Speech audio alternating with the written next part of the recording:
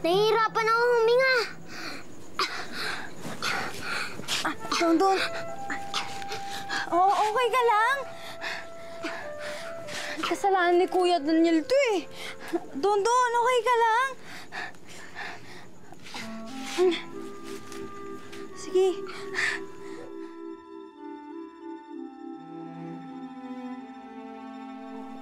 Inom ka lang.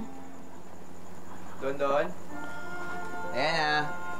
Dondon! Kuya, nandito lang po kami. Inom ka. Ba't? Anong nangyari kay Dondon? Dumating ka pa. Inatake ng hika si Dondon. Nahirapan siya doon sa pagpapaload sa amin ni Din sa munggo. Ba't kayo pinaload sa munggo? Eh kasi, yung magaling naming kuya, iniwan yung sinaing, ayan, nasunog tuloy.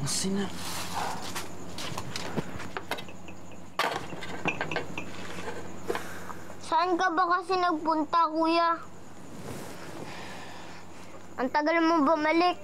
Kami tuloy na purusahan. Pasensya na. Wala lang ako sa sarili ko eh. Ang dami kong inisip.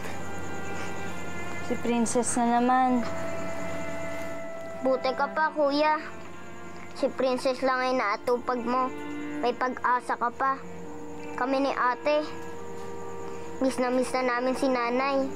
Pero, di na namin siya makikita.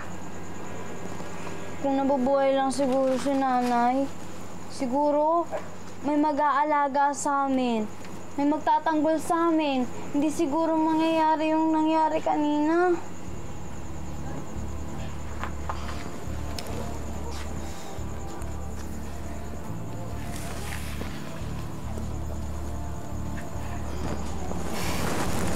Pasensya na kayo. Hindi na ito maulit. Sorry talaga. Pwede ba bating na tayo?